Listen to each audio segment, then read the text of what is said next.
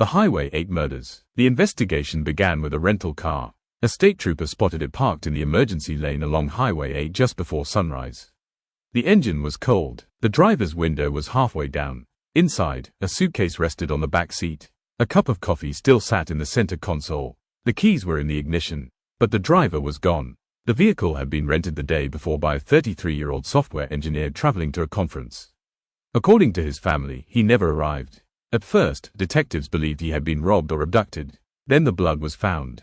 It wasn't a large pool, just a thin trail of dry droplets leading away from the shoulder of the highway and into a dense stand of cedar trees. Search teams followed it nearly half a mile before reaching a rocky hillside. The trail stopped. There was nothing else. No body, no weapon, no footprints. The search lasted 4 days before it was called off. 3 months later, hikers exploring that same hillside discovered human remains beneath a pile of fallen branches. The victim was the missing engineer. The medical examiner concluded he had died the night he disappeared. Detectives returned to Highway 8. Every inch of roadside was searched again. Nothing. Then another driver vanished. This time, a woman returning home from visiting relatives. Her SUV was found 11 miles south of the first victim's rental car. Again, the keys remained inside. Again, there was a narrow trail of blood leading toward the woods. And again, the trail ended long before investigators found the body. By the second year, 5 people had disappeared along Highway 8. 4 bodies had been recovered. 1 victim was never found. The similarities were impossible to ignore. Every disappearance occurred between midnight and 3 a.m. Every victim had been traveling alone. Every vehicle had been left neatly parked on the shoulder. Nothing had been stolen. Phones, wallets, jewelry, everything remained. Detectives began reviewing traffic camera footage from every entrance to Highway 8. Most recordings had already been erased.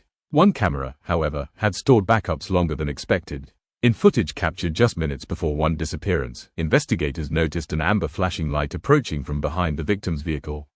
It looked like a highway assistance truck. The victim pulled onto the shoulder. The flashing light stopped behind them. Then the camera lost sight of both vehicles around a curve. No official highway truck had been dispatched that night. Detectives interviewed every road maintenance worker in the county. Every tow truck company, every utility contractor. No one could identify the vehicle. Months later, another body was found. This one lay in a shallow ravine less than a mile from where search teams had looked only weeks earlier.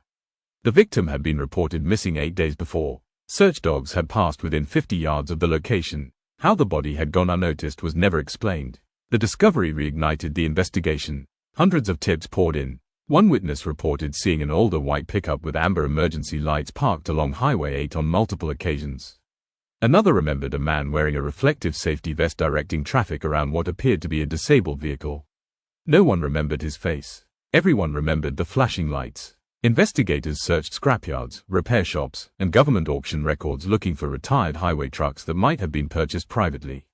More than 200 vehicles were examined. None could be connected to the murders. The killings stopped as suddenly as they had begun. No new victims, no new evidence. The task force eventually shrank from 40 detectives to just 2. Today, Highway 8 looks like any other stretch of rural road.